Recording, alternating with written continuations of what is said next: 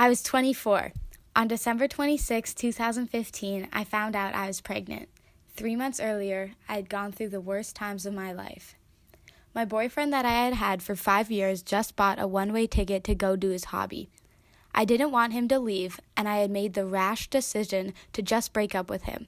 I met a guy that I worked with, and turns out he was on meth. He was upfront about it. I'm the type of person that tries to fix people because I see the good in them. He told me that he would kill himself if I ever left him. I would get blackout drunk and just remember feeling him on top of me. One time after he had left, I remember stripping the rest of my clothes off and just sitting in the shower for what seemed like forever. I was mad at my ex-boyfriend and heartbroken. I pushed everyone away from me. All of my family was in Texas. My ex was in California, and I was in North Dakota. I would tell my mom that I was leaving and then change my mind. This went on until my ex came back. He saved me from that situation. I packed my stuff and went to Texas. Mentally drained, physically just weak. 24 hours later, I was with my family. 1 week later, I found out. My child would have had the same father I would, a druggie. He already had 4 other kids that had no contact with him, felon, and had abused me. I thought to myself that I was going to raise this child myself. I had it set in my mind until I thought of all the birthdays I had wished my dad was there.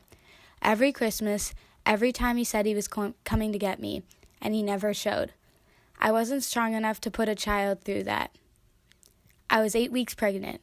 I listened to the heartbeat because you had to. The doctor tried to make it quick, but I wanted to hear the flutter. And I did.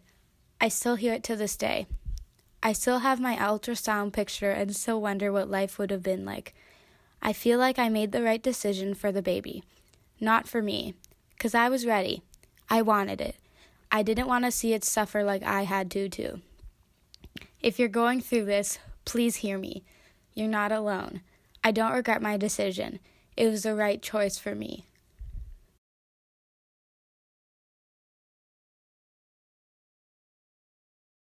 I am pro-life. I'm going to argue this morally and then lawfully. I am pro-life because I believe that all people are endowed with certain inalienable rights, life, liberty, and the pursuit of happiness. And because of that, I believe in protecting the sanctity of life. Now, many say that, it's a woman's body, her choice. Well, that depends on how you define life. Now, personally, I define life as beginning at conception. When a sperm and an egg join together to form a gamete, that is forming a child. That is forming something that is capable of life. No, therefore, I do not count either of the sex glands on their own as some sort of potential for life. Because on their own, yes, they are potential for life, but on their own, they are not. Until they're combined into a gamete, they will never be able to form a child, which is why periods are not abortion, and so on and so forth. Which is why I am completely for contraception, because that's not mass genocide. And this is usually a straw man argument set up. Well, if you believe that they're, potential for life, then why don't you believe this or this is wrong? Anyway, so moving on from that. Morally, I just think it is entirely wrong. And this is because, like I said, if life begins at conception, then abortion is murder.